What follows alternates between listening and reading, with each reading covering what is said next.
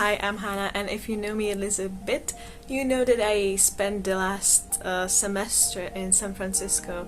I lived there because I traveled there with uni, and it's been something I had to do a lot of reflecting upon, and I decided to share with you guys my opinions about what living in San Francisco is like and what I think about San Francisco, and maybe what shocked me a bit.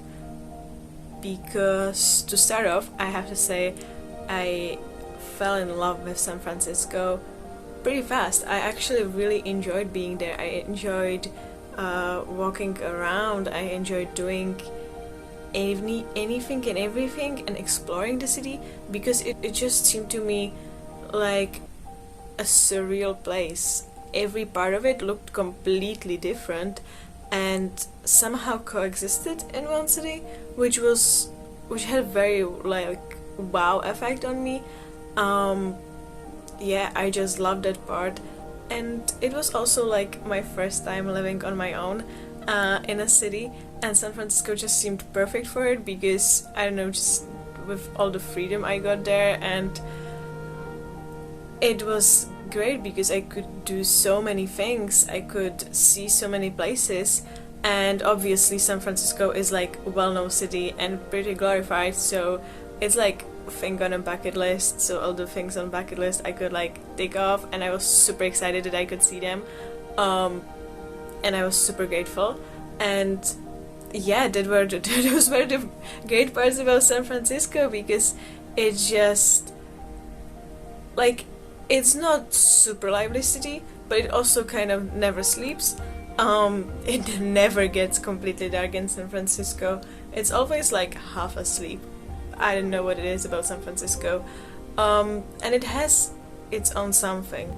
But the thing is, with all the places and cities you fall in love with very quickly, you also over time fall out of love with. At least that happened to me with SF, because realizing underneath its diversity within is so much inequality and so much cruelty. Like, that place is so cruel. Like, it seems like the most compassionate and the most welcoming city, but it's actually pretty cruel because of the rates of homelessness, of how many homeless and hungry people are there, and how everybody is somehow okay with it. Like, people got used to living with that, and obviously that's probably what you do because like being there, it exhausts you to see people suffering so much, so you get used to it, but that just seems wrong, because that shouldn't be like it. And there are things you can do about it, like you volunteer and you give resources to the communities that are vulnerable, but obviously these changes don't happen overnight. So just by being in San Francisco, you get just used to it. You get used to seeing the harm, and there's no longer any compassion, or the compassion decreases, because that's just, I guess, what human brain does to protect you, but it's still very shocking. Like, it's still very shocking how we can be okay with living a lot of suffering, which, saying that, is very much in contrast with how San Francisco presents itself, obviously, because yeah, and that's what you realize pretty quickly, I think, is that the picture of San Francisco we get, or at least I got from media, is like 5% or maybe even less than 5% of what the real San Francisco actually is, which is still very low, and yeah, it's just not accurate at all. Like, it's not accurate at all, and this picture seems almost as a protection for the cruelty that exists beneath it.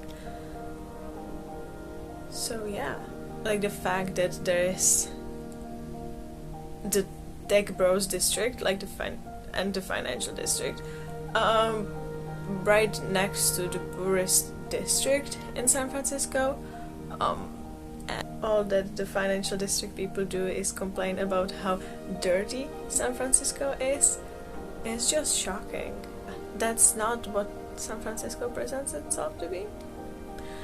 Anyways, with all that, I think it's just the amount of suffering you see on the street that shocked me, because I haven't met with it anywhere else. I've been privileged enough to live in a place and lived in places where I haven't met with so much suffering as I did meet in San Francisco with. So that's it.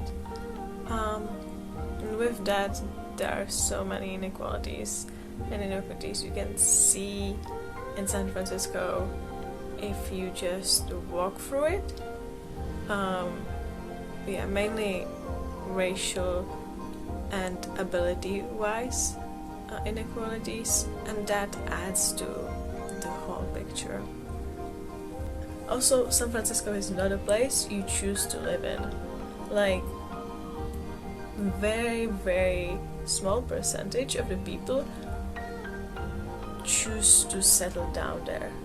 People settle down there because they don't have the economic resources to move elsewhere, or they are there for a few years for work and then they plan on settling down elsewhere. Yeah, so I don't know.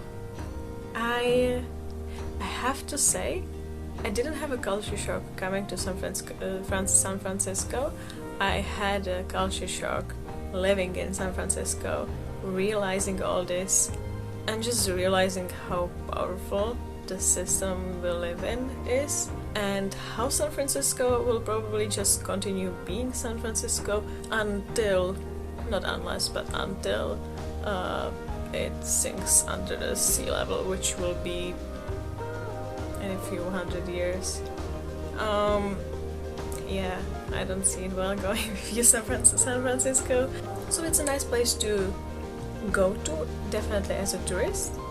It's a nice place to be in for a while, but ultimately it's not a nice place to live. Yeah. Goodbye and farewell, San Francisco. I'll be glad to return for a little bit. Not really, actually, but anyways, it might be interesting to see.